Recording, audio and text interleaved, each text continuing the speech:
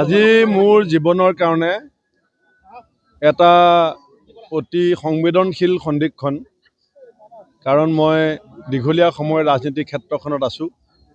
আজি প্ৰথমবাৰৰ কাৰণে বিজেপি দলৰ মনোনীত প্ৰাৰ্থী হিচাপে মনোনয়ন পত্ৰ লখিমপুৰ জিলাৰ আয়ুক্তৰ কাৰ্যালয়ত জমা দিবলৈ ওলাইছোঁ আৰু সেইটো মুহূৰ্তত আমাৰ অগণন দলৰ কাৰ্যকৰ্তা, অসম গণ পৰিষদ, গণশক্তি, BPF তেখেতসকলৰ নেতৃবৃন্দ আৰু সকলো শুভাকাংক্ষী আহি মোক যিটো শুভেচ্ছা আৰু আশীৰ্বাদ দিছে, এয়াই মোৰ কাৰণে ডাঙৰ শক্তি, মোৰ কাৰণে ডাঙৰ প্ৰেৰণা আৰু মোৰ বিশ্বাস যে বিহপুৰীয়াবাসীয়ে যি মৰম আৰু আস্থা মোৰ ওপৰত ৰাখিছে।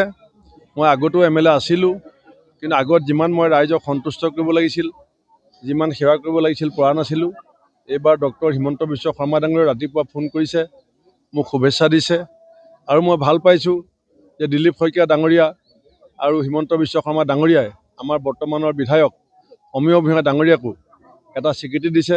তেখেতক ৰাজ্যিক বিজেপিৰ সভাপতি হিচাপে, উপসভাপতি হিচাপে নিযুক্তি দিয়াটো মই ভাবোঁ যে আমাৰ মুখ্যমন্ত্ৰী আৰু দলৰ সভাপতিয়ে বিহপুৰীয়াবাসীকেই এটা সন্মান দিছে।